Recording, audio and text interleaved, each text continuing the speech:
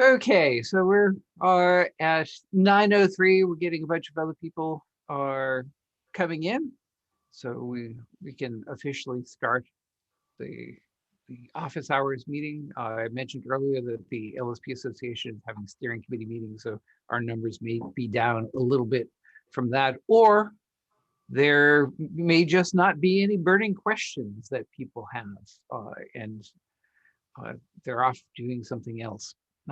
You can prove them wrong by asking really good questions and making them, sad that they missed this. From the DEP perspective, we talked last week about scheduling the advisory committee meeting, and I had said it would be the normal Thursday in this time period. So I misspoke, the more we thought about the more flexible we thought we would become. Partly, you may have heard, over the years that our advisory committee meetings often conflict with the 21J board meetings. And if for no other reason, we have a lot more flexibility doing this remotely, that we're going to find a date and time that does not conflict with the 21J.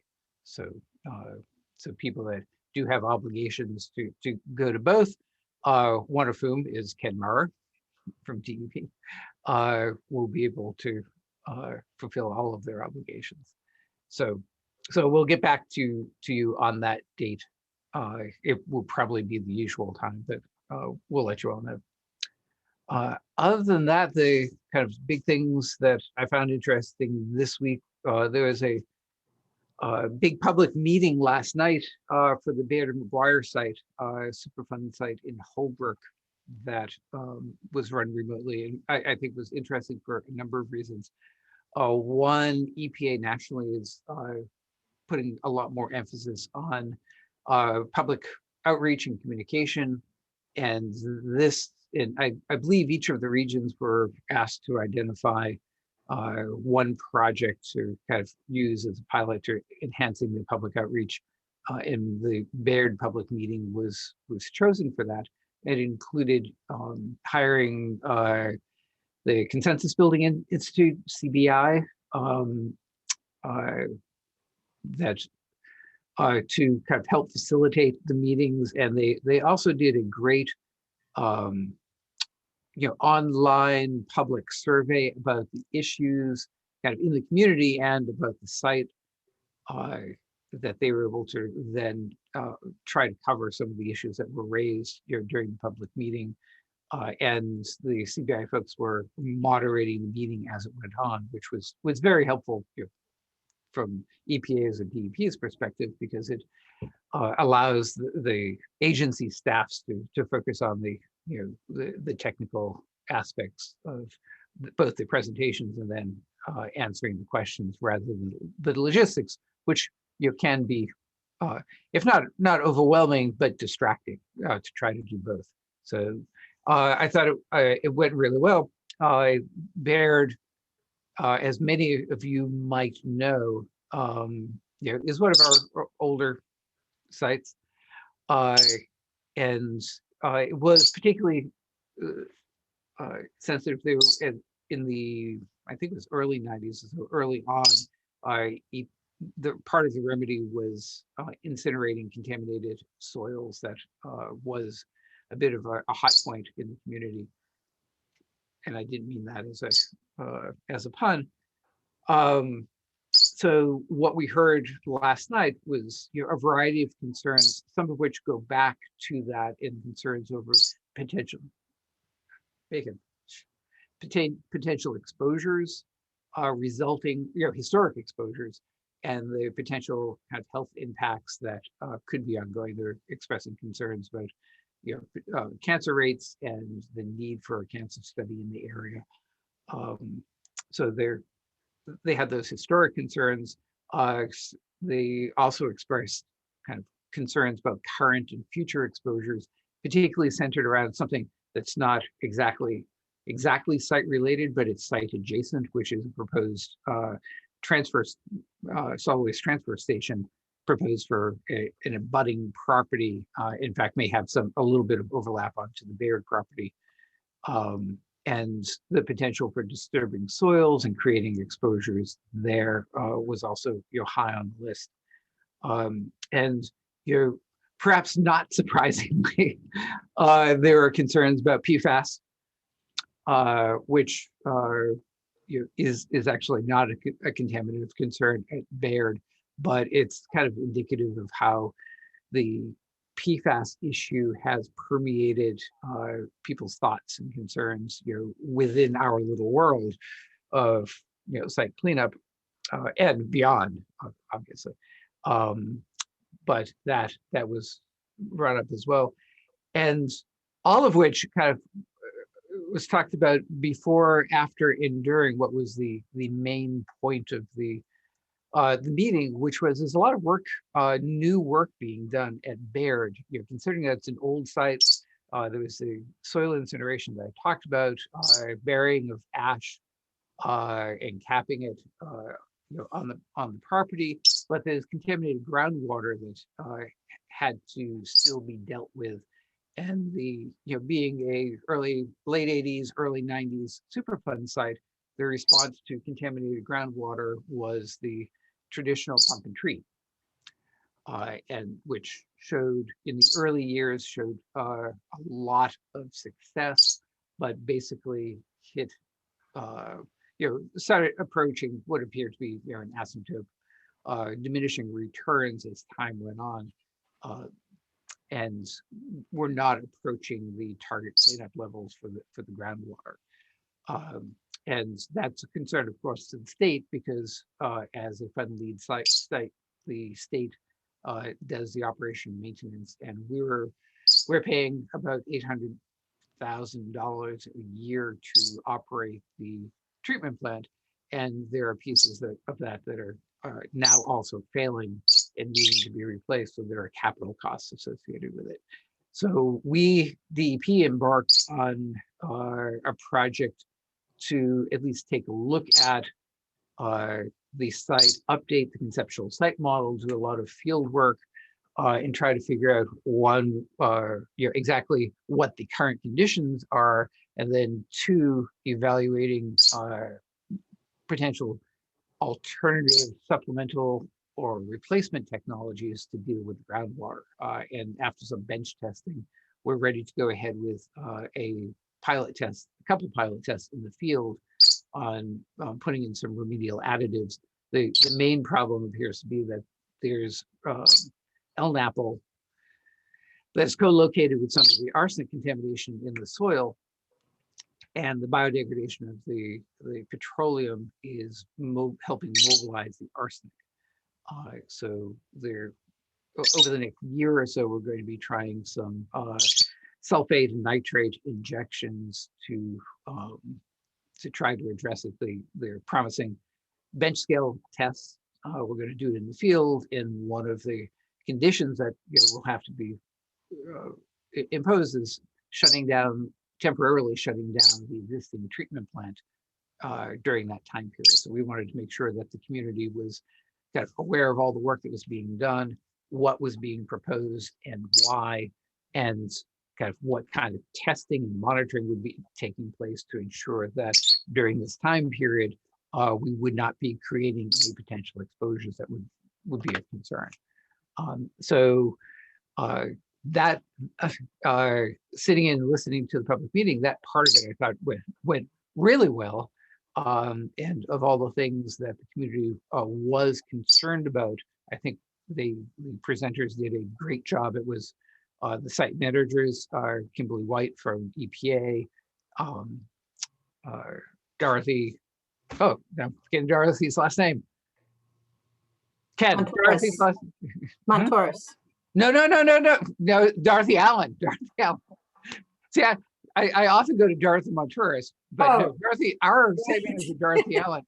I'm getting way too old for this. Where the obvious things, people I talk to every day, I can't remember their last names, would put on the spot. Dorothy Allen is our site manager. She and Kim did presentations, and then we also had a number of presentations from our contractor, Parsons, and they did a great job as well. so that I think the community was left with at least a good understanding of what was being proposed, and they had the opportunity to ask a lot of questions there, but there will also be follow-up questions and answers that EPA will coordinate as we go forward. So that's kind of exciting site work that that we're doing, and it was great to be able to roll that out. When we have links to all of that presentation material, it should be up pretty soon. I can include that and forward that to people.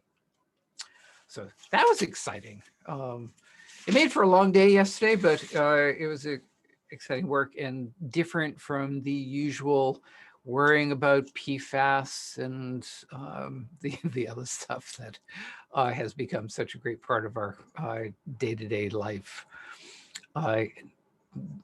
Other kind of internal things, but I'll just put in plug for our DEP is going ahead with our ceremony tomorrow to recognize our staff that have been working on projects or doing extraordinary jobs over the next year. It used to be called Pride and Performance Awards, but I think it's Performance Recognition Awards now. Because Pride and Performance, of course, becomes an acronym PIP, and we already use that acronym for so many things, including public involvement plans.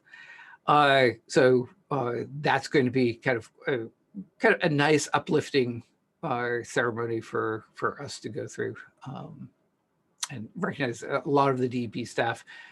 The last year has been challenging for them as well for everybody else, and it's good to maintain the things that we've done in the past to recognize people who are doing such great work.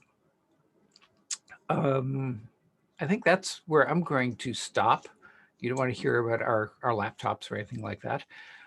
So take questions, or if Liz or Ken or Nancy or anybody else from DEP want to add anything cool or interesting. Nothing cool and interesting from the DEP staff. Okay. Questions from you guys? Hey, I was wondering, hearing all this about PFAS, and now we've been over a year of required reporting.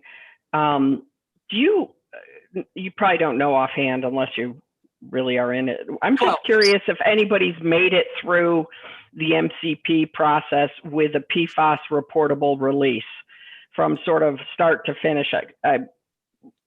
Other than, I think I'm familiar with a couple folks who ended through down gradient property status, but wondering, because I'm, not being the technical person, really sort of curious as to how you actually complete that process. I think, Paul, you and I have chatted about it off and on, given sort of the state of what we know about PFAS.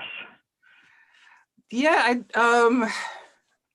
you're right. I don't know offhand.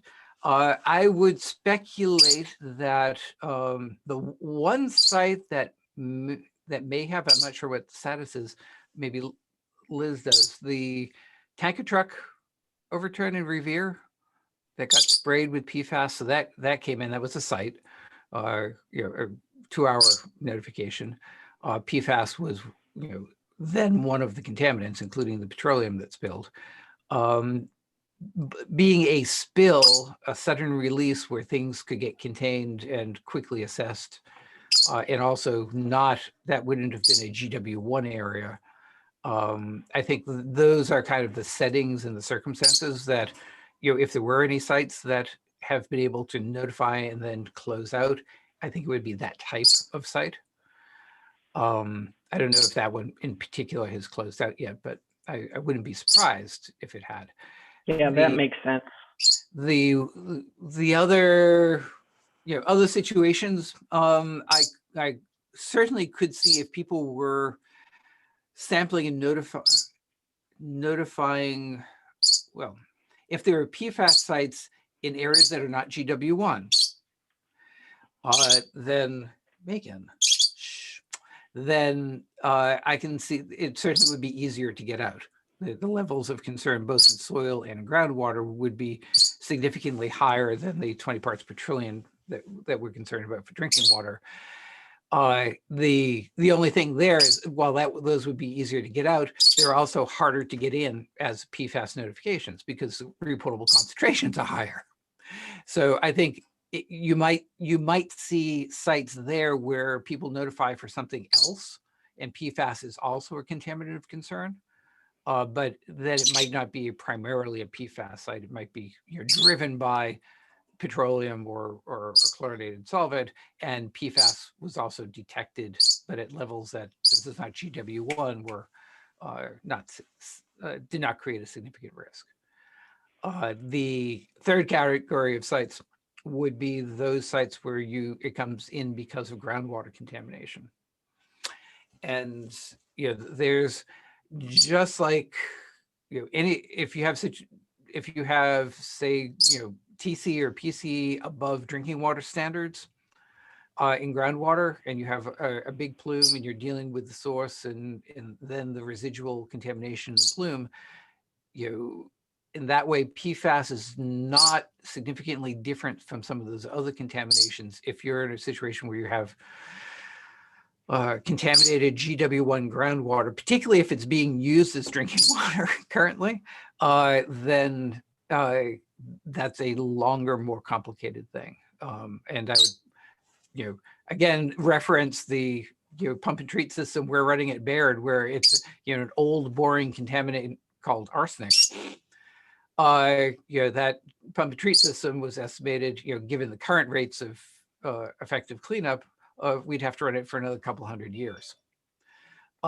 So PFAS in groundwater 1 is different than, but really in some ways not different than any contamination in a GW1 aquifer, particularly where people are drinking the water.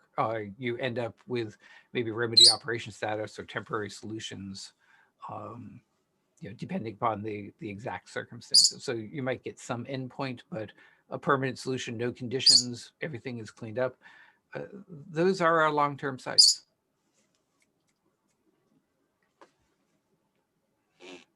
So I did, speaking of having kind of numbers off the top of my head, and I did who was it? EBC PFAS thing on Tuesday.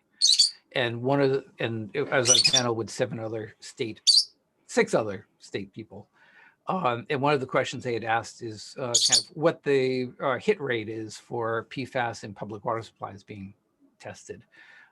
So right now, and this data is all, I would highly recommend going to DEP's PFAS page because you can see, and maybe I'll do it while I'm talking, all of this. We're trying to be as, again, public and transparent is the word I want to use for all of this. And the PFAS page is actually, very illuminating. If you Google MassDEP and PFAS, the top hit will be this page. And we try to gather everything together, what it is and why we're concerned about it. And this is the kind of the cool thing that they had added to it, a GIS story map talking about it and the testing that's going on, the free testing program. And what we see here is, do we have dots here? So 370 public water supplies have been tested and the data vetted and kind of gone through all of that so far. And the detections are here. And I think what somewhere in here is a number. There are 36 out of that 370 tested, 36 systems have PFAS greater than the 20 parts per trillion. And it does get complicated some systems have multiple wells, multiple sources. So when I say 20 systems have results above 20 parts per trillion, it doesn't necessarily mean that all of the water has the same elevated level. Some people are dealing with it by shutting off wells, putting treatment on some wells versus and not others. The whole public water supply, distributions, producing potable water is a very complex, complicated process, and there are a lot of options available actually to public water supplies upon finding some elevated levels of PFAS, including things like shutting down wells and mixing and treating and stuff like that. So a lot of the drinking water program is putting a lot of effort into working with each of these communities, evaluating the options, working with them to help them evaluate the options that are available to them, making sure that public notice goes out so that people are aware. Even if the response is to shut down a well, there's certain public notices, public education to let people know that there had been past exposures. So, a lot of work being done, which is one of the reasons why we're really appreciative that the legislature had provided funding for an additional 6 positions for DEP in these tough, or questionable economic times, that we can expand in that area, because there's a lot of work being done out there. And of course, for all of those dots that you see on that map, those 36 systems plus more, there are sources out there that have to be identified, discovered, private wells that might be in the area that have to be evaluated. So it's not just the drinking water program, it then spills over to the 21E program to help out with that. And it is an all DEP process. But I am familiar with some of that haven't checked it recently, and then the drinking water data that's really very transparent out there, searchable, all those things. But we don't have the same thing with the 21E database. Can't search by PFAS to find every reportable release. Can we? True. Yeah, our systems are not set up for that. So I'm going to give a little inside baseball of why that is. So our systems were the last significant kind of revisions of our data systems happened probably in the early 90s, early to mid 90s, when as a result of the 21E program being updated,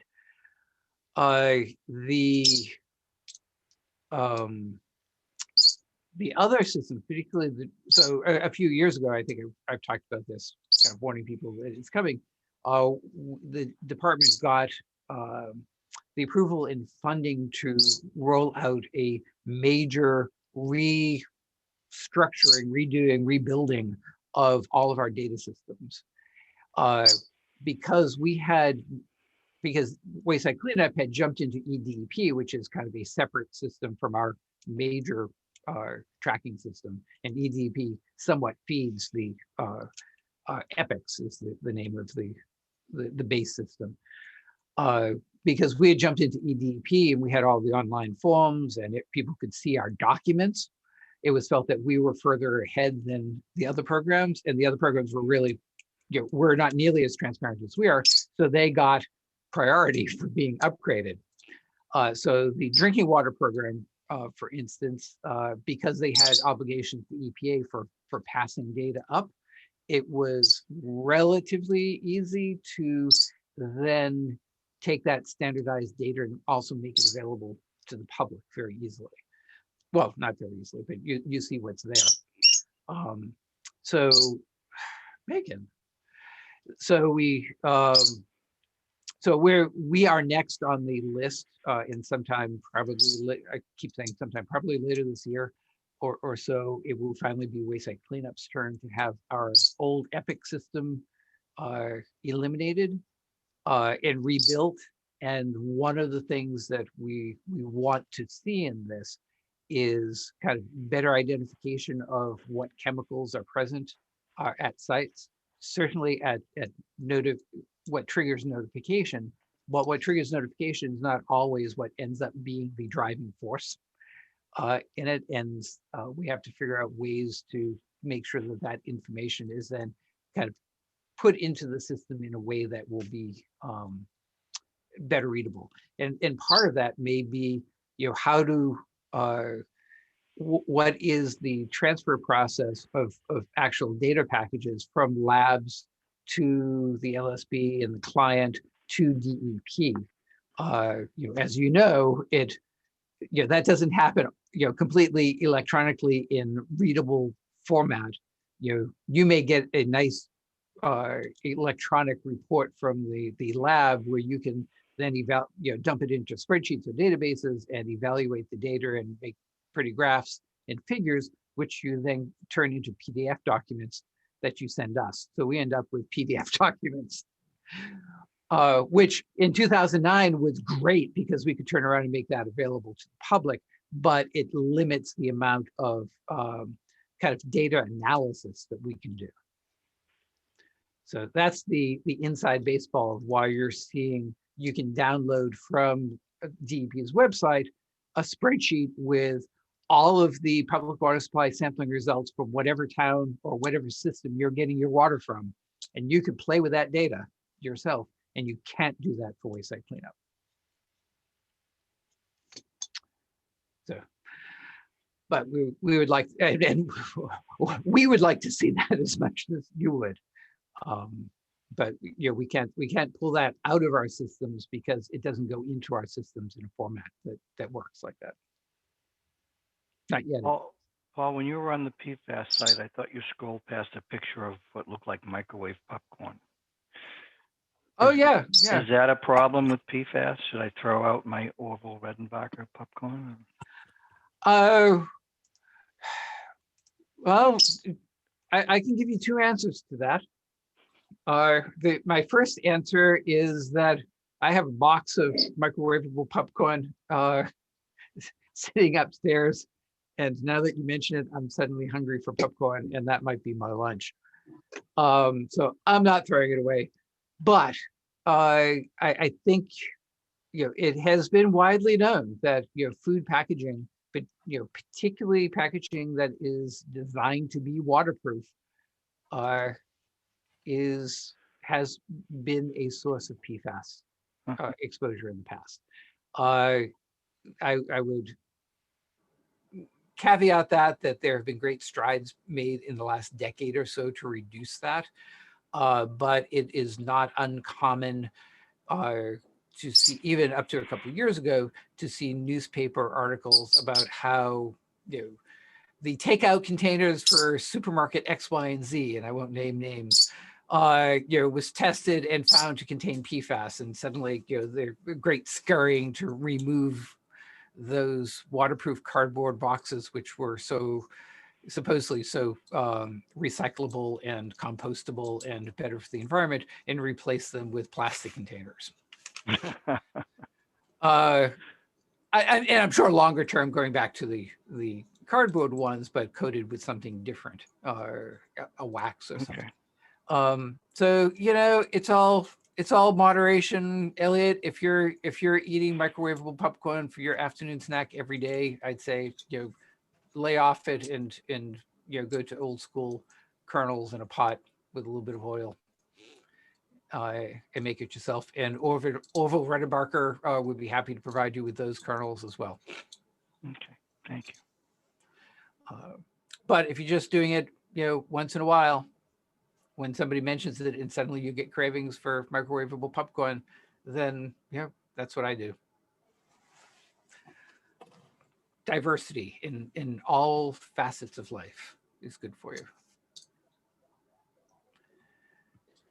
So I actually have a question about PFAS. I have a site where we're providing bottled water because a number of residents have concentrations of PFAS above the 20 in their wells.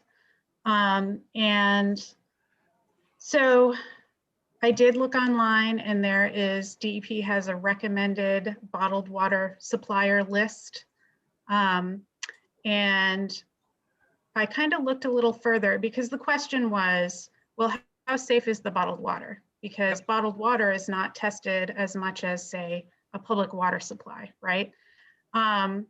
So when I looked online, I was able to find the supplier list. And if you download the Word document where the supplier list is, it does say that bottled water is regulated by state and local authorities. And it gives you a link to look at how it's regulated. And it indicates that a number of things are supposed to be tested once per year.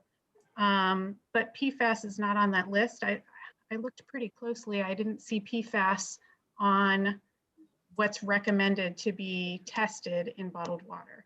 So my question is, this list that it was put together was put together in 2019.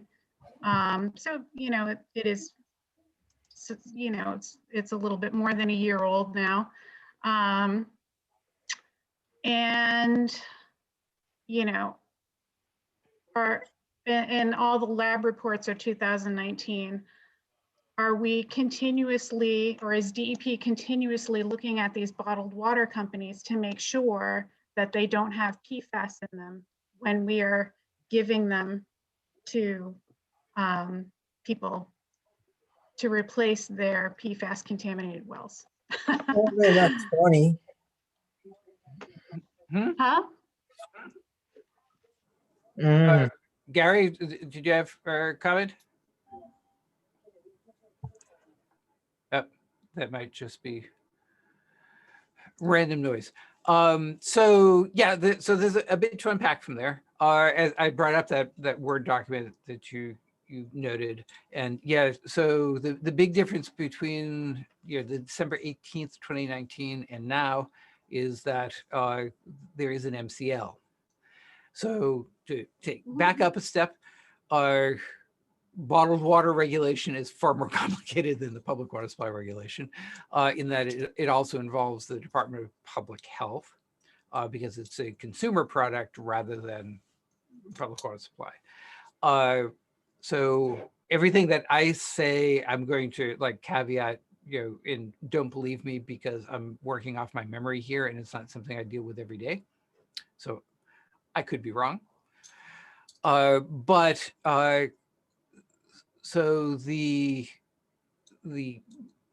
promulgation of the drinking water standard, I think, is the key difference between then and now.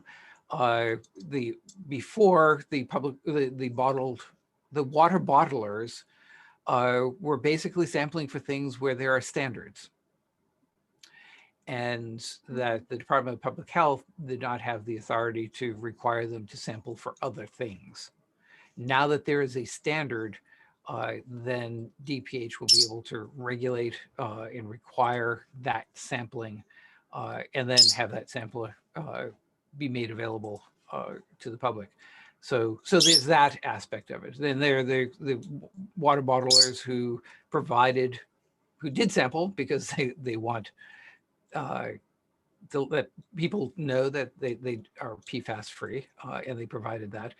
And then there also, and I was looking for it online and I didn't easily see it, but I know it was there before, where DEP provides bottled water to homeowners, for where we're doing that function, usually because there isn't a PRP.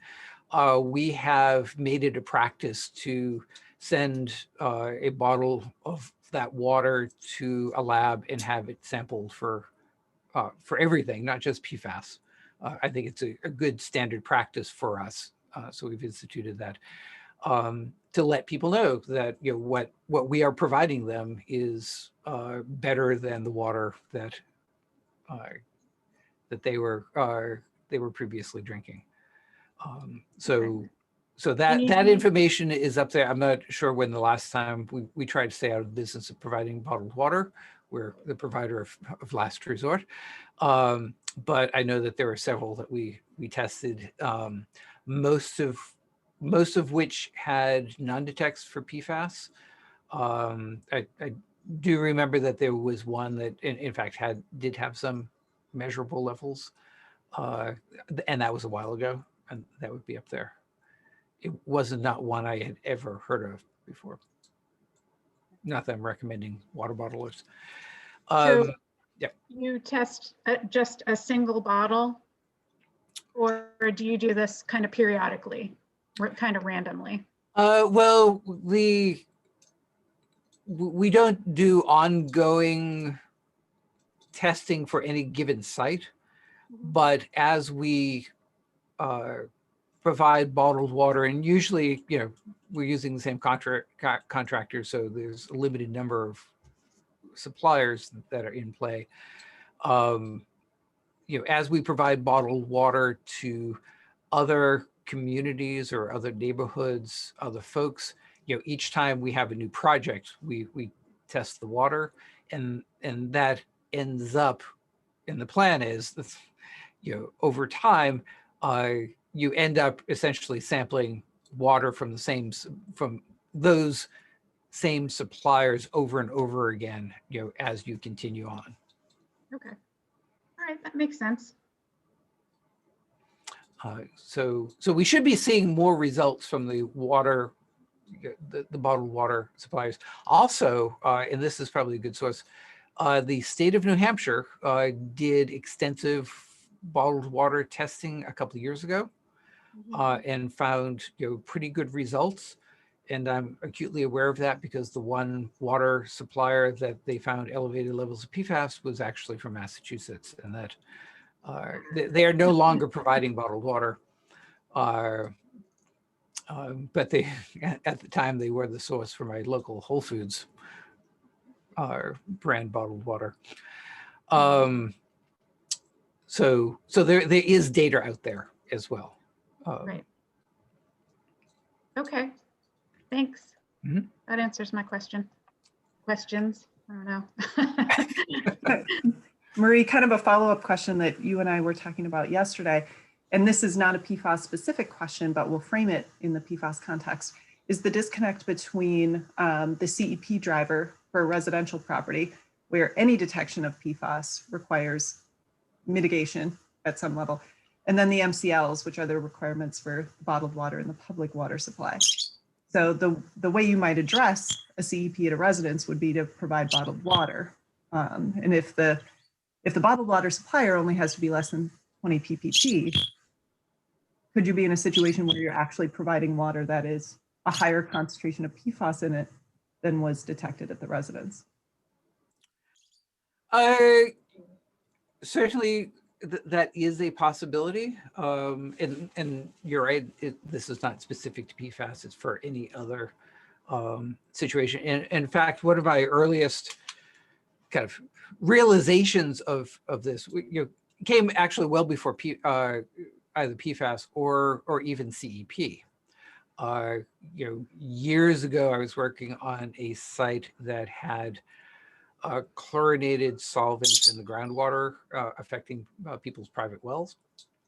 And the kind of end result of that conclusion by a sister agency, so I don't get into too much of the details, was to provide hookup to extend a water main and hook this neighborhood up to public water. And the public water was from a neighboring community. Luckily it was adjacent, so it wasn't outrageously costly to do this. But the adjacent community was taking water from a surface water source, and it was chlorinated water with chlorinated byproducts that met the MCLs. But as a risk assessor, looking at the risk from the chlorinated compounds in the contaminated groundwater versus the risk from the chlorination byproducts in the public water supply, it really sometimes raises the question of, are you in fact reducing risk by doing that? So that was for, whenever you're providing some other alternative water source, I think looking at what's in that water and evaluating that, and at its extreme, certainly in the case of CEP, CEP does look at cost benefit as well, and looking at that, and the assumption and the baseline assumption in that is that the water that you're providing, while you're figuring out what's going on at the site, to reduce or eliminate those exposures, actually is better than the water there. And if that is not true, then a couple things can happen. One is checking out the use of a different supplier, but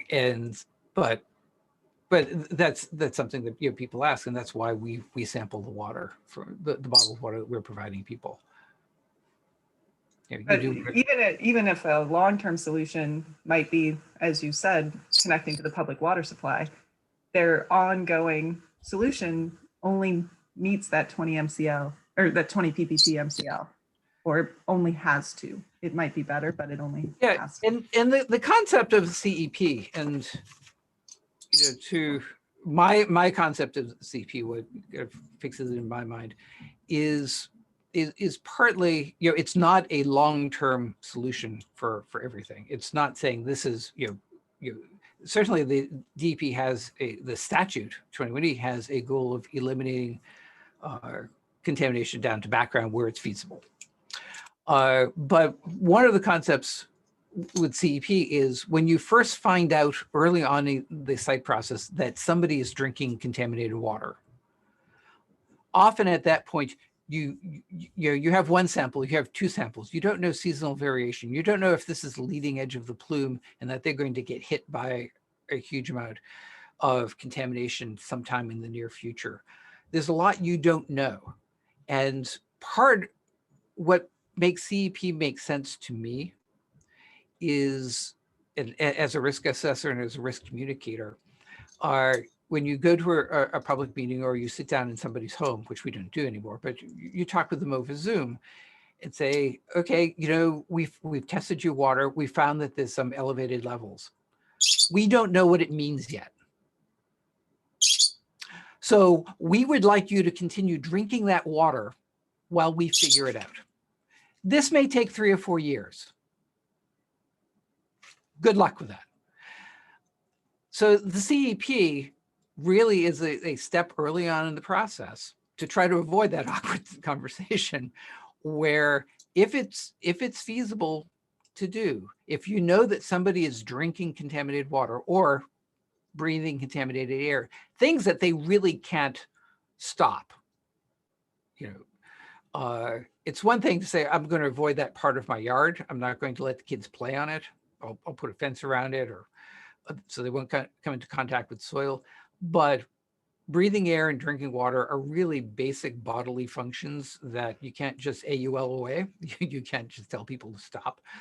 And if you find that there's contamination there, and it's early on in the process, and you don't know everything about what's going on the site, and you're not in a position to make comprehensive site decisions and implement a comprehensive solution, then you as a PRP or the licensed site professional or is asking the resident to continue being exposed while work to figure it out is being ongoing. And I think the intent of the statute to certainly go to background where feasible, but to eliminate exposures, to mitigate exposures, are really is the driving force to do something about those exposures where it's feasible. And providing bottled water is relative.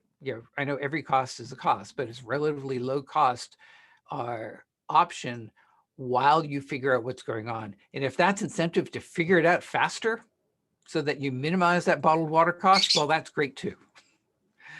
And that's the thinking behind that. So, and it certainly makes less sense if the water you're providing is worse than the water that they're drinking from their tap, and that's something to consider. But there are a lot of options of bottled water out there.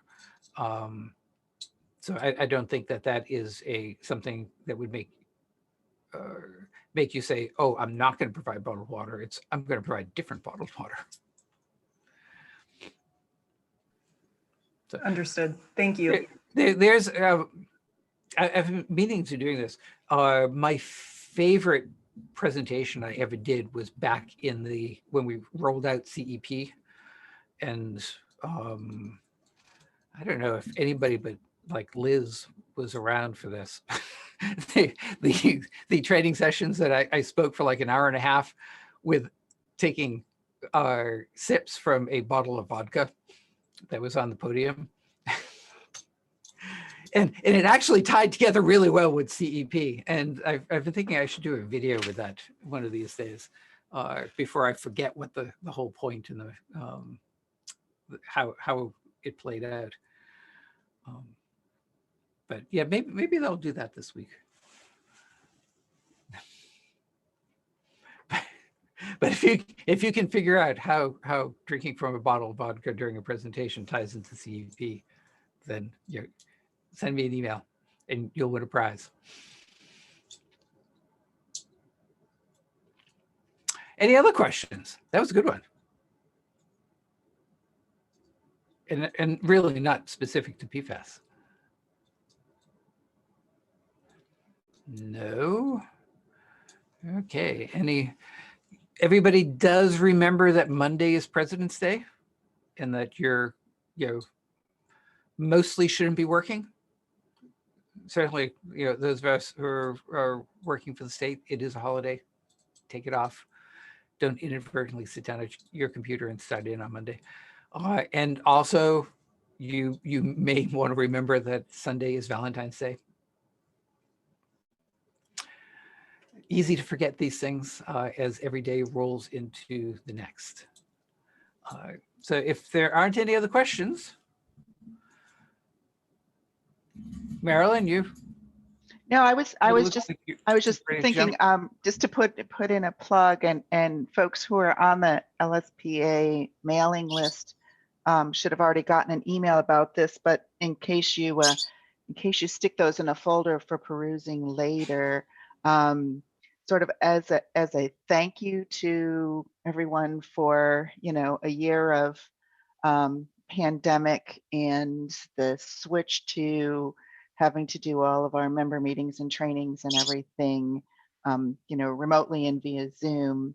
The LSPA is offering a $50 credit discount towards, participation in member meetings or towards an online course or an upcoming class to its members. And there's a discount code for that, but it's tied to our fiscal year, so it does expire at the end of June. So just a plug, for those people who are LSPA members, get your discount and take advantage of it before it expires at the end of June.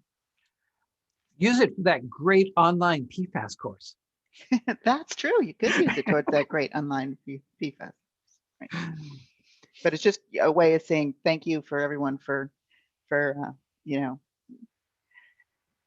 putting up with us through this transition, which I think has gone incredibly well. We have been able to offer nearly as many credit hours, seat hours as we had previously, and doing it all remotely. So yeah. So anyway, get your $50 off. Use your discount code before it expires. Okay, well, it looks like everybody is running from the chat. So time to sign off. We'll be back here next week, I think. Yes. Even though it's school vacation week. Are they still doing that? I don't know. Okay, well, if you're doing school vacation things, have fun. If not, we'll see you on Thursday. Have a good week. Thank Bye. you.